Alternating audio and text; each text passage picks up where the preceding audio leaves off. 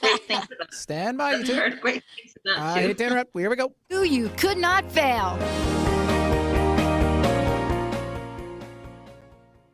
Hey everybody, welcome. We have a great show for you today. Fabiana Fondevila is joining me here today on the show, and I'm going to tell you all about her in a minute, because where wonder lives. I used to say, where the heck is wonder? How is everybody experiences great life? Everybody's in awe. Everybody's happy. And they used to say to me, dang, aren't you Pollyanna Patty? Today, we're going to talk about what are the practices for all of us to cultivate the sacred in our lives. And there is a reason for this. There's a reason to talk about this. I'm going to introduce Fabiana in 1 minute in an honorable and detailed way, because there's quite a bit you should know about who she is. But before I do, I need to say hi to both of my producers, Jacob and Benny. How y'all doing today? I'm good, Pat. Doing very well today. All right. We got a great show. We got a great week lined up for all of you. It is just like, it's like a thing. And so look, Benny, Jacob, here's the thing. So we're going through a little bit of a renaming, but it's not really a renaming. It's just sort of a reframing of the renaming. So we've been known by our first channel. Of course, the Dr. Pat Show is the Dr. Pat Show, but the Dr. Pat Show has always been, part of the Transformation Network, right?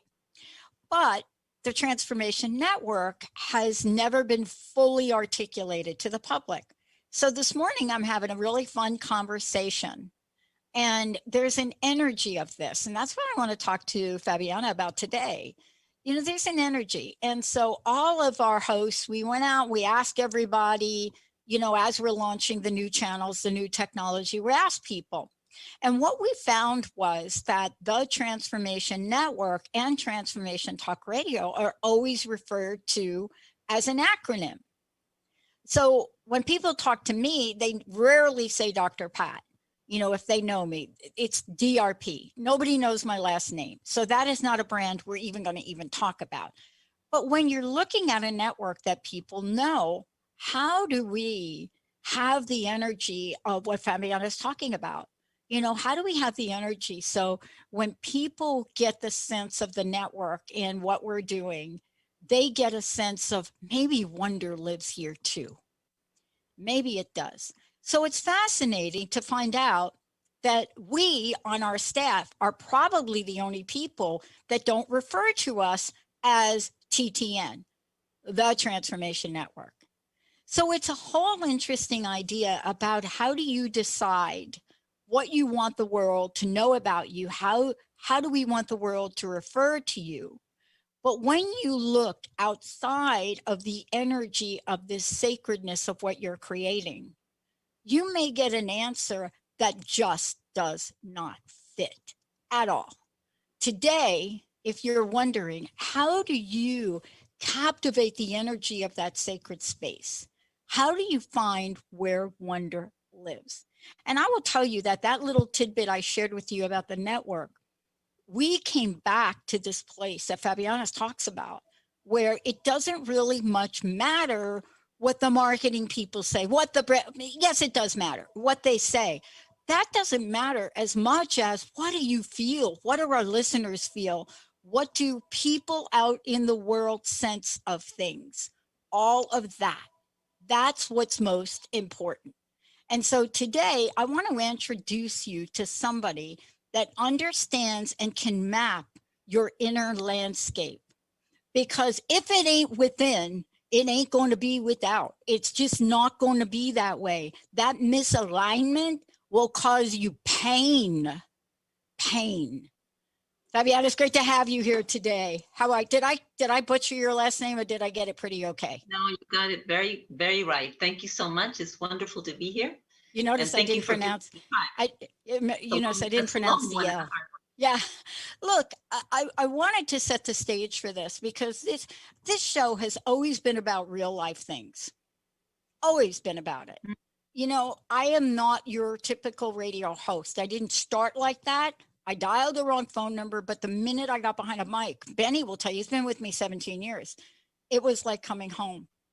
But the times in my life where things have been, let's say, in a state of friction, have been out of the space you talk about, right? Have been from a misalignment. And I want to ask you, you must have been through a lifetime of stuff to write a book like this. It's a brilliant book, by the way. I got to ask you this. After everything you've done, who you are, what are some of the challenges and obstacles you had to overcome to bring you right here today, right now? Well, that's a great question. I think one of the main obstacles was my very strong scientific background, because my mom was a doctor, and my family was very intellectual and academic. And even though my book is not non-academic, because as you've seen, I'm quoting all kinds of thinkers and many scientists, in fact, but still the idea of wonder from a more academic point of view, at least until very recently, because it's now being studied, I'll tell you a little bit more about that later, seems kind of like a lighthearted and kind of, I wouldn't say woo-woo, but a little bit like a not a serious enough pursuit for somebody that, like I was, spent most of my life in journalism, covering even wars and politics and hard news. It is a long road from there, a long deviation, as you say, of yourself. But so it's been a long road, and I did have to fight my own prejudice and my own fears of how this would be perceived. But that long road helped make it happen, because in between there was a lot of experiencing and a lot of meeting people. I started giving workshops when I left the paper and working with people and people's experiences. And I realized that this is where it's at for me. And these kinds of very daily, in a way, mundane experiences, but seen from the eyes, with the eyes of the heart, with an open-hearted and open-minded attitude.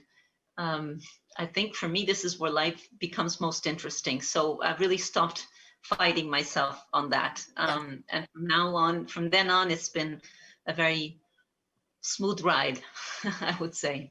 Well, I was looking at this. I mean, you're a writer, you're a speaker, you're a ritual maker, you're much more than that. You're a teacher. You're also the author of at least a dozen children's books.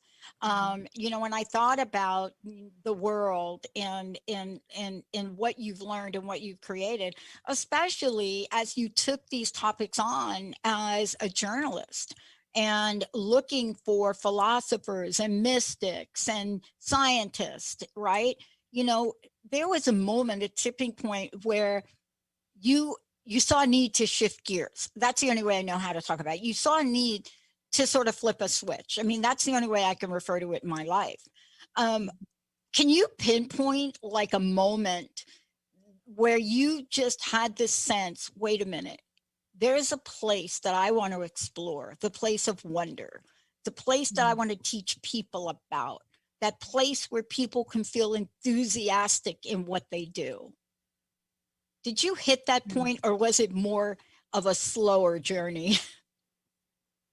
It was definitely a journey, but I can pinpoint some specific points in that journey. One important one was becoming a mother, having two children who are now grown. When they were little, you know how it is when there's children around, that childlike part of ourselves comes alive, and you remember everything forgotten when you're trying so hard to become an adult.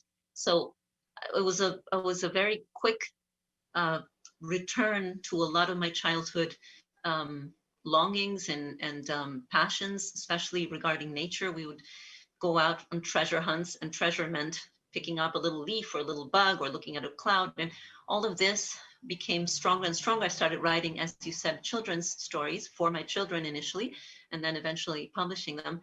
And so this dimension of life, which at the same time I was working at the paper, as I say, in international news and very hard-edged and worldly topics, but this was gaining ground slowly in my heart and in my everyday life. So I would live this sort of double life, at the paper was one thing, and then I would come home and my fantasy would flourish with my children, and all these unseen worlds bubbled up inside me.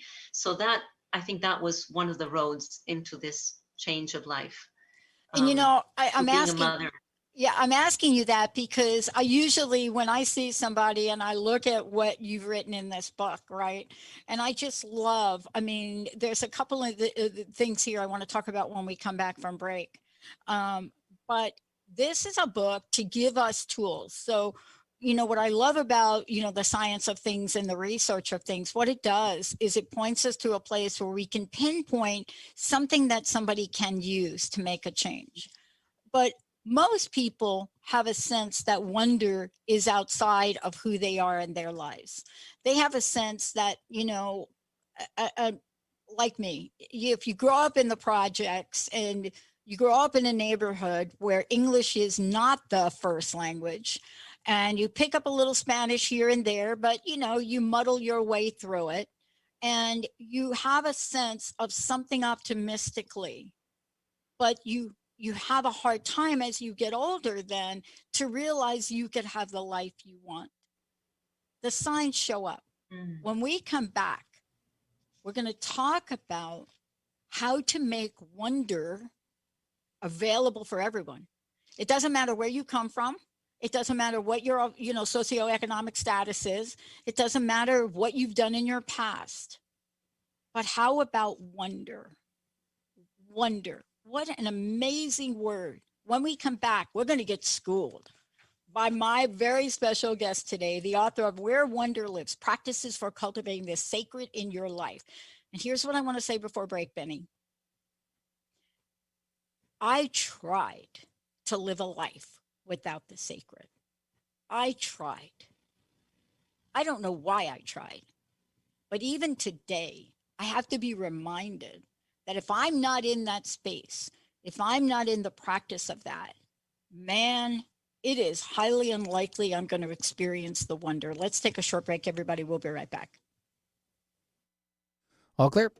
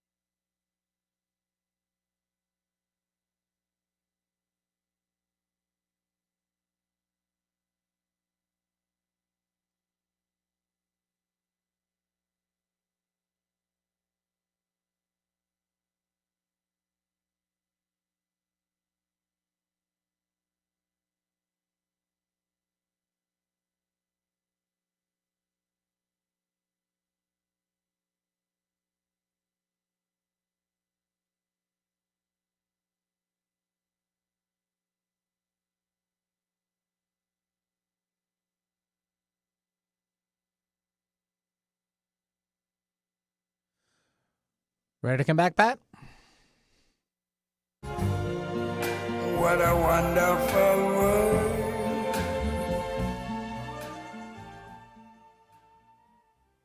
Hey, everybody, welcome back. It's so great to have all of you tune us in and turn us on. I'm Dr. Pat. Thank you for listening to the Dr. Pat Show. If you want to know more about me, hop over to the Dr. Pat Show, or basically go over to transformationtalkradio.com.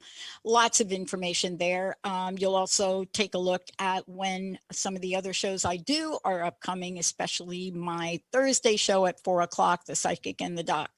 Today, I am thrilled to introduce you to somebody who is exciting all of us to step into the reawakening, to step into the place where we can create our personal mythology, where we could take a look at, the hero's journey within each and every one of us, even if it doesn't feel like we have one. But how do we activate all this? How do we move ahead on this? Fabiana, would you please, how do people get a copy of the book? How do they find out about you and your work?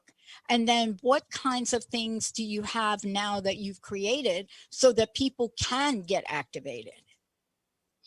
Okay, well, the book will be out on February 12th, but it's available for pre-order in Amazon, so you can get it right away. And I assume it'll be in bookstores. That's it. Thank you for having it and showing it. And you can reach me in my website, which is my name, fabianafondevila.com/English, because that's my new website in English. And my Instagram account and Facebook accounts are called Where Wonder Lives, just like my book. And there is one workshop that I'd like to tell you about because it's coming up very shortly. It's on Saturday, this next Saturday. Depending on where you are, you can check out the times in my website, but it's called Activating Enthusiasm, and it has everything to do with what we're going to be talking about. It has to do with what ways we can turn ourselves on for this year, which is such a strange year after what 2020 left behind and what it put us through. And I think it's important that we start out with not with a fresh slate, because obviously we're going to take into account everything that's happened and everything we've learned, but there's no need to disassociate from our vital force. I think we always can tap back into that. And my book is in a great way about specifically that, how to get into that mindset, that heart space. Yeah. And first of all, Benny, I want to just give you a heads up. We've got 3 copies of this book to give away today. And I want to just give a shout out for Manzanita Carpenter and our friends at Inner Traditions for being so generous about our Pay It Forward program and giving a copy of the book away, Benny, as well as Jacob. You may be getting some people over there on Facebook that might want a copy of the book. Let's go ahead, Benny, and give our first copy away, 1-800-930-2819. So I want to talk to you about this. You heard me talk about our Pay It Forward program. 17 years I've been doing this show. From day one, it was important for me to give things away to people, copies of books. It's an energy of things. It reminds me sometimes of some of the dark places I've come from. I want to talk to you about one of the aspects of your book, but before I dive into it, I found the book interesting in the pathway and your journey that you take us on throughout the book. Everything from awakening our senses, right, as we come through here, to helping us tell a new story. And so what I love about the way you've written this book is you simply allow us to be who we are when we were that person. Tell me a little bit more about the way that this book is messaging people, what the takeaway is as we go through the book and read it. Okay, let's see if I can summarize it. The book is a map. It's an imaginary map of 9 stations. Some of them Pat has been mentioning. Yeah. So there's different ways into the sacred that have all personally been important for me. And my hope is that you will find whichever works best for you. All readers will find their way in. In fact, I say at the beginning of the book that you don't have to read it from beginning to end. You can enter wherever the map calls to you.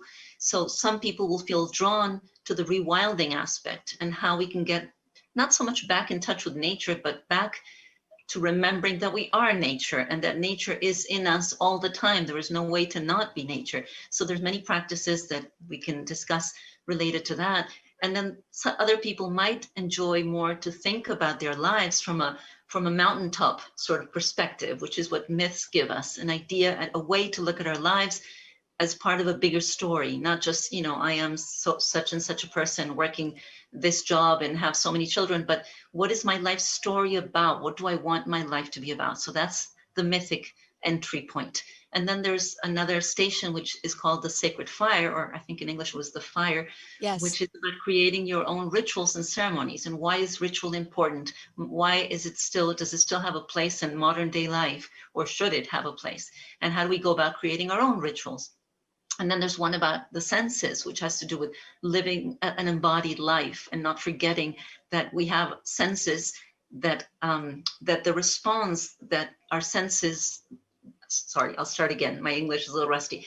That the heart needs to be receptive to what comes in through the senses and not be indifferent to the sights and the sounds and the smells and the touching and all of this that is very much a part of our lives. And we sometimes glide through life forgetting that we're bodies and that these bodies have all these magical qualities. So that's about the senses. And then there's a chapter or station called the swamp, which is a bit more difficult. That's where it gets a little bit hairier. Yep. It has to do with exploring our own shadow, working with our shadow. And well, I could go on naming the rest of the stages, but that might be long. I don't know if you like to jump in with. I really wanted you to mention them, and let me go ahead, because what I love about what you've done is a lot of times, I'll get a book and they'll have very, very clear, this is this, this is this. But the way you've written the book is you talk about these stages in real active ways. So for example, when you talk about the jungle, you talk about rewild yourself. But later on, when you talk about the lighthouse, you're talking about focus your mind. You're talking about mindfulness meditation. And then what I loved is when I got to the end of the book, it was about the ocean, open your heart. And I never expected that to be that. So what you've done in this book is not only are you talking about the shadow and tell a new story, but the way that you phrase these things, it really does draw us in. And that's why I wanted you to talk about it. Now, a couple of things I want to get to for me. You said sometimes you'll open the book and you'll go to a page. And I find this interesting, right? Even though I read the books, there are parts of the book that like this morning when I picked it up to talk to you, there was a section of the book I went to today. And I wanted to ask you, as we go through different parts of life, we're at different places. So today for me, yesterday I was latching on to the fire. Today for me, it's as if I went back and I grabbed a part of the book that I know I read, but I went back to the river. I went back to let your imagination flow. Mm. This has got to be of significance and importance to you. Mm-hmm. And I wanted to ask you, where does the energy of that come from? And how do we captivate the times we live in today and our inner self so that we could reignite our imagination, right? Do you know what I mean? Mm-hmm. Sure. Because for many people, it's not a time that seems conducive to imagination, because life on the outside has been so challenging and for some people so painful. But at the same time, human beings have distinguished themselves. This has been unique to the human species, that we have this capacity to go beyond our current circumstances. Our minds, and I don't mean our brains, but I mean our minds, are able to travel into the future, into the past, into possible alternative realities, and create that which we want to embody, and that's which we want for ourselves, for the world, for the people in our lives. So cultivating creativity doesn't have to do, creativity is sort of imagination in action. That's the relation between the two. Imagination is in your mind, but when you bring it out into the world in some form, whether it's writing or painting or singing or doing something or dressing differently, that becomes creativity. So it's imagination embodied, so to speak. So creativity is it's not the world of artists as we sometimes think, or people who have extra time on their hands. It's our lifeblood. We need creativity because otherwise life becomes flat and dull and repetitive. But it's a force that, I mean, everything you see looking around us was at some point imagined by somebody before it existed. The tables and the chairs and the books and the ideas, everything was first summoned up in someone's imagination before it could be brought out into the Yeah. world. And that's how all of our history has taken place.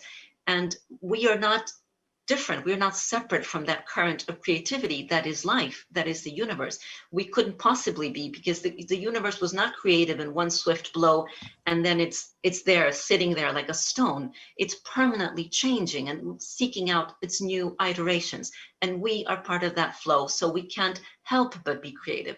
It's more a question of how do I tap into it, not how do I find it somewhere outside of myself. It's inside of me all the time. It's just, am I creating what I want to create? That's the question. Or do I want to imagine something else, a different story, a different set of circumstances for myself?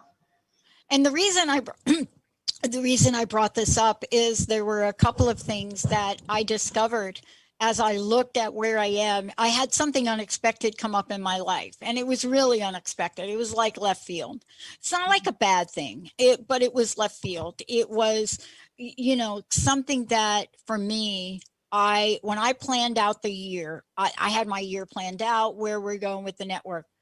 I'm not a Virgo. So when I say planning, I'm literally talking about the way a Sagittarius would plan, right? But when something unexpected comes up, and let's just say COVID is unexpected and it's still here, but I found out I had to move after 14 years in the same place. And I just thought, okay, let's go. But the world we're living in now makes finding a new place to live just extraordinary. And I was reading your book this morning and I realized something. I realized that if I would step back and take that one thing and follow some of these stages you have, for example, imagination, or then if you take a look at it, look at a ritual around this that would manifest something in the world of possibilities, because the vigilance to do this is you have to do it every day. You have to look every day. You have to reach out to people every day. You have to be quick. But man, if you don't do this, just like any other thing in life, going to your job, parenting, whatever that, if we don't have the energy of these stages, it's going to be much harder, right, than we thought. Exactly. Right? So that's what I was struck by in your book. When you put it all together, aren't you literally giving us a way to help us tell new stories every day of our lives for just about everything? That's a good way of putting it. Thank you. Yes, I think that the map is a map of wonders, as the book says, because I do believe that in all these aspects of life, our relationships, we haven't gone into that one, the way we relate to one another, the magic that we can find in our bonds. It's never been clearer than now with the pandemic. We have depended on each other for dear life, even across a Zoom screen. So when we remember that life, yes, life can be hard, it can be challenging, it can be uncertain, but there are places to go to remember who we are and to bring each other home in a very wondrous way, because these are not illusions. We're not talking about something that's, what's that expression? Pie in the sky, I think. Pie in the sky.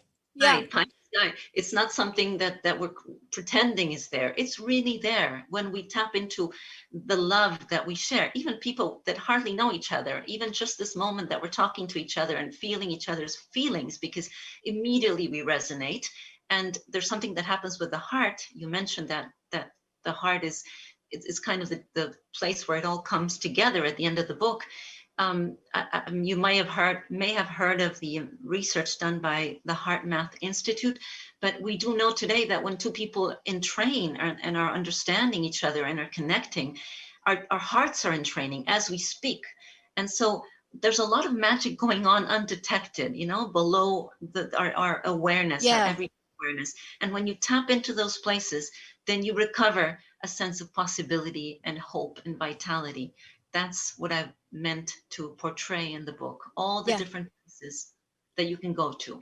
And that's what I mean. They're all different pieces. Benny, let's take a short break. When we come back, we're going to get into a little bit more detail and give you some tools that you could use today.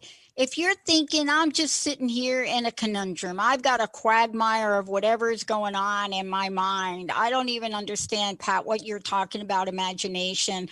And then we're talking about the mind. When we come back, how do these two peas in the pod work? Imagination and mind. How do they work? And are they really more significant than knowledge? Stay tuned. We'll be right back. All clear, Pat.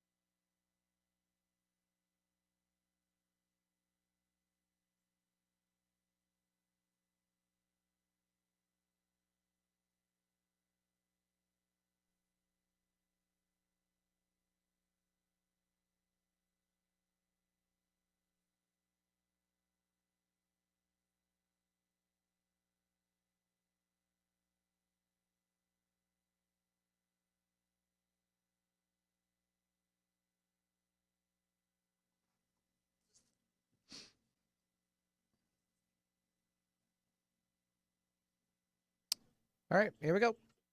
Today.com.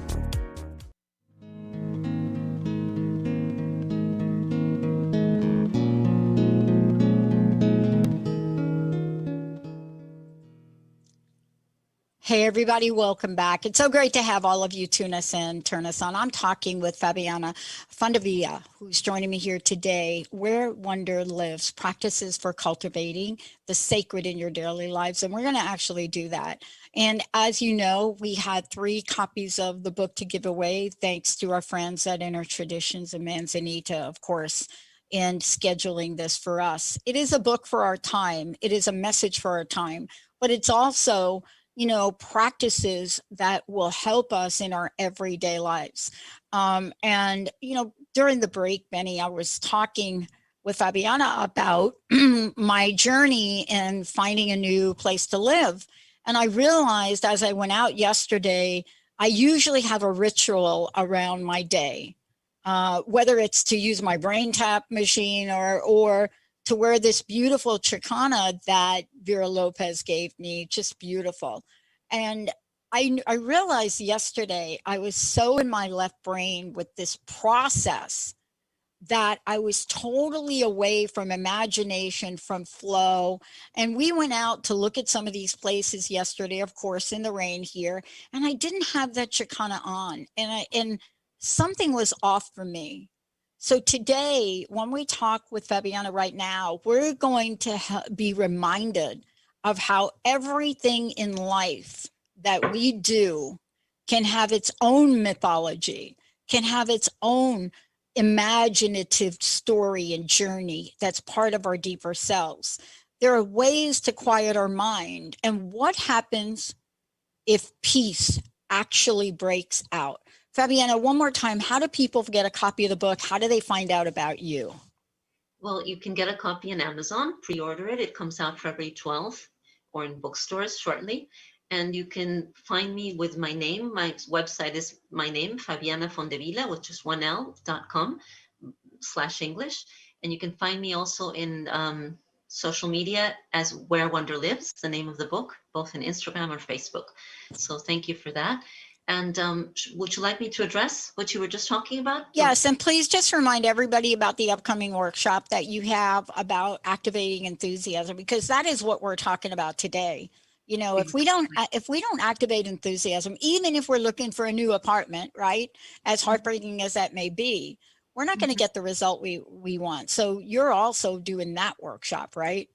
Right, that's on February 6th, next Saturday. You can find that in any of my social media or my website and just sign up.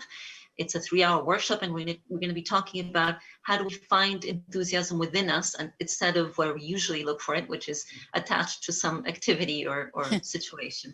So yes, that's an important piece of it too. So you were talking, yeah, go ahead. Yeah, take us on this journey of how we can incorporate ritual, imagination into our lives today. Great.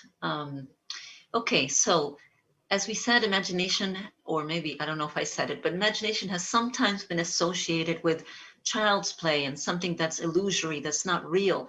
But really what imagination is another faculty we have for knowing life, for appreciating life from a different perspective. So there's no need to leave it in our childhood and in, in artistic productions. We need imagination to revision life from a fresh perspective as we walk along. So one way to do this is also tied to the rituals that you mentioned before, is to create a little morning ritual for yourself that works for you. And it's important that it's personal and that it speaks to your heart, because the imagination, just as dream life is also very symbolic, speaks to us in images and symbols.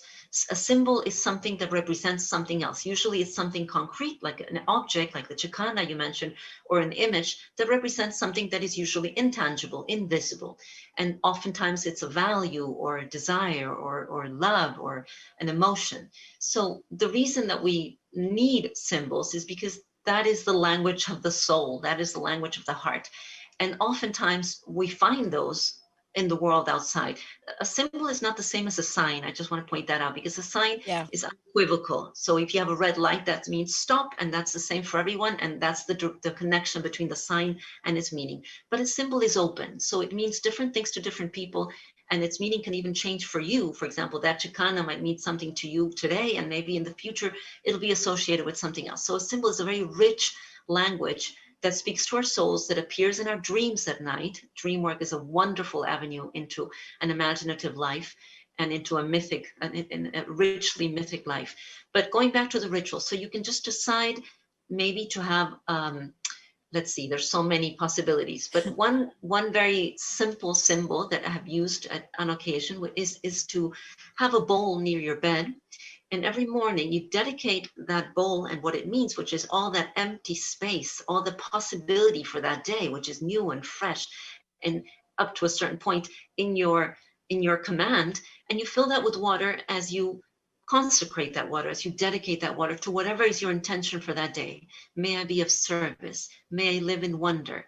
May I be ignited. May I connect to others in a special way. So you fill it with water and you leave it. You have an altar, you leave it there or in your shelf or near your bed.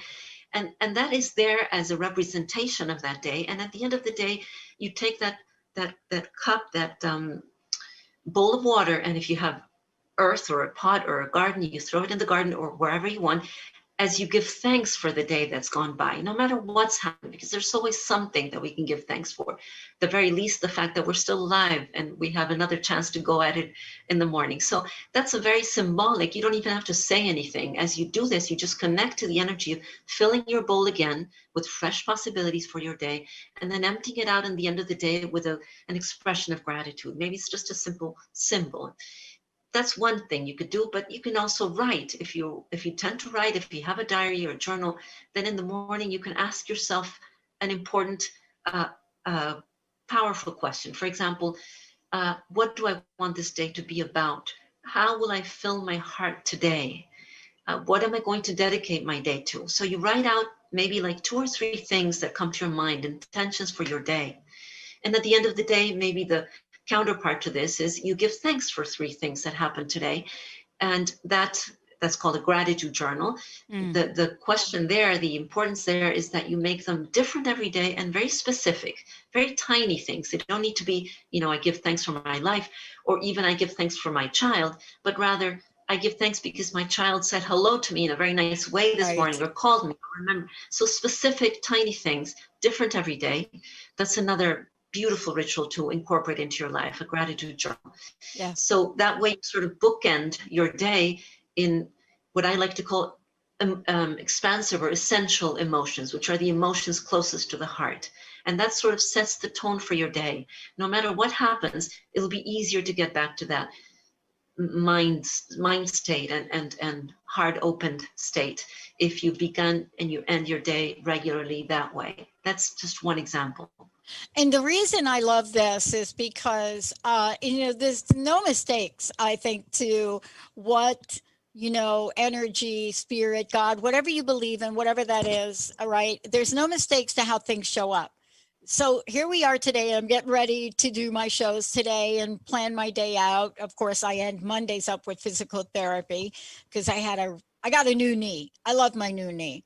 Everybody says, oh my God, you got the new knee. Oh, it must hurt. Blah, blah, blah. I'm like, dude, I have got a titanium knee that, man, after the first week, it was kicked into gear.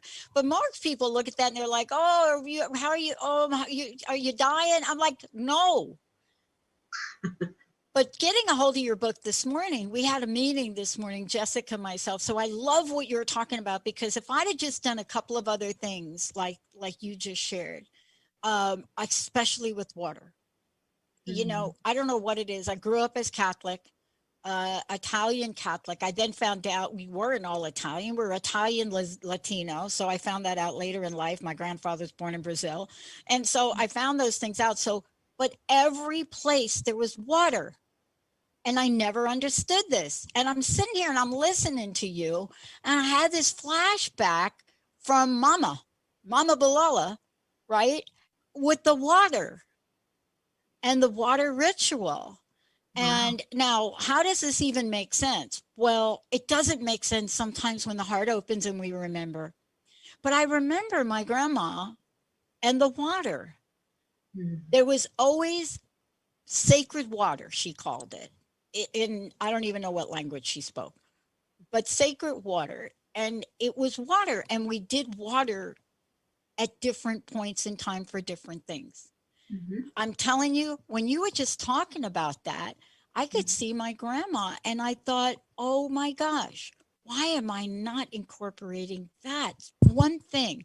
I've got sacred water from everywhere in my house, and I am not doing that. Well, that's wonderful. That's a wonderful synchronicity. And since we're talking about water, another very simple way to incorporate water in your morning ritual is just to bless the first glass of water that you take, the first drink you take in. Because again, the metaphor is, here I am taking in life as when you wake up, in a way, it's a new you facing the day, because you don't even know where you've been at night. And yesterday was yesterday and today is new. So to make that visible, that's what a ritual does. It makes the invisible visible. It makes it clear, and it lets you do something with it. So you drink that first glass of water and you dedicate it to your day, to the sun, to the rain, to whatever comes to you. And so you place that intention, and that water becomes blessed, because it's your intention that counts, and you drink it in with that feeling of refreshment and your renewal. So it's very, very simple. It doesn't have to be elaborate in the least. You don't need any special elements, just your heart and your imagination. What's fascinating about your book, and I know we didn't talk about this, but I did this with your I think you're calling them phases in your book. I couldn't help but give them a direction. Now, what do I mean by a direction? Okay. So what I mean is I learned rituals of the North, the South, the East, and the West. I was very blessed to get that mentorship. It began in 97. And then I studied with a friend of mine in the Lakota tradition. So I'm really reminded of directions. I'm really reminded of something in the energy of that. And what was fascinating about it, as I was reading your book, I couldn't help, after getting a hit of imagination, I couldn't help go to the chapter or the stage of fire. Now, I'm drawn to fire for a lot of reasons. But right now in the world today, and the way you talk about fire, I think is so extraordinary and important. Can you talk about it from your perspective? Because clearly the work that you've done in this book is so grounded in sacred ceremony, rituals, and ancient principles. I just couldn't help to go back and read about fire again. So important, isn't it? Yes, yes, it is. Yes, I think I begin by talking about, or at some point in that chapter, I talk about the way the life of mankind changed when we were able to conquer, so to speak, fire, and to take it around with us and to warm ourselves with it and to use it for our invocations. But fire is very much a symbol for spirit. And at the same time, it's a symbol for our enthusiasm, our passion, our excitement. And it's a very empowering element, as long as we don't let it get out of hand, as long as we control it and we give it a space, ritual space. That's why rituals contain that kind of energy, this very strong and runaway energy in a particular time and space. So we give it a form and a shape.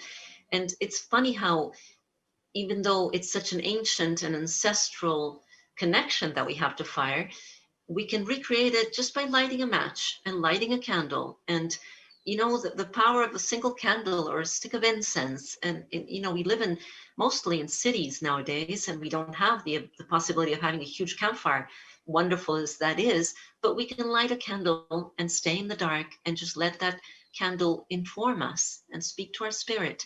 And we really don't need more than that to remember that there is one of the qualities of fire that I find fascinating is the fact that, just like love, the more you share it, the more it spreads, the more you have one candle and you light somebody else's fire with somebody else's candle, and another, and instead of having less fire, you have more light. So it begets light, so to speak.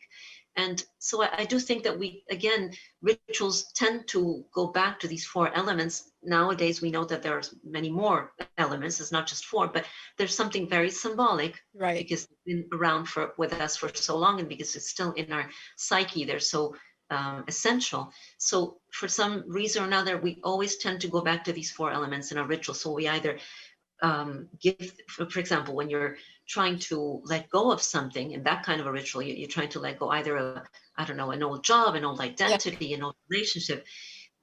One of the things we tend to do is we let things go into water, flowing water, and that brings the message home very clearly to our heart that is something that is no longer a part of our life. But then another thing we can do is we can burn it or we can bury it. And so we look, these four elements can be combined and they can be used in many ways. But what I'd like to stress is that even though these are very ancestral traditions and principles, we can make them our own. We can make them new. So one thing I really like to stress in my workshops is that we are creative beings, and in a way we are not different from the ancient tribes that created these rituals. We are all coming from the same place. We are all drinking from the same deep well. So we can create our own rituals, and they're just as valid. We're all indigenous because we're all indigenous to the earth, which is our home. So even if we have, several generations of city dwellers behind us, that doesn't mean that we can't tap into this very ancient wisdom and relationship to the earth. We need to recover that the identity with the earth, all of us. We do. And I think you say it so brilliantly at the end of the book, you know, in the epilogue, you talk about, you know, for me, as it is in heaven. And, you know, when I think about that, and I think about sort of what I grew up with is, you know, especially with my stepmom's philosophy, what she believed is that we can create heaven every day right here. We have the ability. You know, heaven isn't this abstract vision of something that we may or may not ever accomplish or achieve or experience. And she would talk to us girls, especially us girls, about the fact that every day we are on this planet, no matter what your life circumstance, we have the right to choose energy. She never said the heaven. She never said the energy of heaven, but I now look back and I know that's what she meant. Exactly, exactly. You know, Joseph Campbell, that's beautiful that you had that teaching. Joseph Campbell, the great mythologist who I quote in the stage called The Mountain, he used to say that eternity is not a very long time. Eternity is now and now and now. So it's really not a place that we need sometime in the future that we need to arrive at. It's getting deeply into each and every moment. And we can have that heavenly feeling, that connection with life at any moment. Not even, it doesn't even have to be an especially joyous moment. You can be lost looking at a tree or a sunset or a cloud in any ordinary day and find yourself in that dimension of eternity for however long it lasts. And so partly what I'm saying with this book is, let's go back there again and again and again, every single day. Let's not let a day go by without a little bit of wonder shining upon us and transforming us. It's a place we can go to whenever we choose. That is, you know, Fabiana, that is a powerful message for our time. You know, that the message you're bringing forth in the book, but also in your work and also when you're teaching, you know, that is a powerful message of our time. And, you know better than a lot of folks that message transcends age. You know, it transcends where our backgrounds are, where we're from. That is a universal message that we as human beings have the ability to bring into our lives every minute. You're just reminding us and teaching us again, aren't you? Of course, this is not something that I'm bringing into the world. This is something that is within all of our hearts, and we all need to find our personal way back into it. That's why I wanted to give an ample variety of paths. There are probably many more paths from the ones I said, but those are ones that have been very sacred for me and are still very valid and useful. And I'd just like to say that at this particular time when hope is sometimes seems to be lacking and there's so much fear and so much uncertainty still looming in our future, it's really an all hands on deck moment. And for that, we need to be very much alive. There's a quote that I like very much by Howard Thurman, which says, don't ask what the world needs, ask what makes you come alive. What the world needs is people who have come alive. So we all need to remember that. How do we get that spark back? What is it for you? Is it music? Is it relationships? Is it painting? Is it your work? Is it animals? Whatever it is for you, cultivate that relationship and make it help yourself come alive with it every day, because the challenges really are great, but we are up to the task. We just need to have all of our ancient wisdom and our what's the word, modern day prefrontal cortex also working for us, all of it, all of our aspects, our emotions, our thoughts, our knowledge, our wisdom. We need to put it all in line in order to create the new world that we need to create. But mostly we have to have a sense of hope and wonder in order to be able to summon the strength to bring ourselves to this task. Yeah, there's no question about it, because, you know, without hope and wonder, you know, we feel like an empty vessel, and we're never meant to feel like an empty vessel. Thank you so much for today. One last question. How can people, again, get a copy of the book? Thank you for joining me here today. Thank you for writing a book that is not just for our time, but it's for our everyday life. Thank you so much. How do we find out how to get a copy of the book? Thank you, Pat. You can find it in Amazon or Book Depository, but mostly in Amazon. It's already ready for pre-order. It's coming out on February 12th. You can find me by Googling my name, fabianafondevila.com, or find me in Instagram or Facebook if you look for the tag Where Wonder Lives.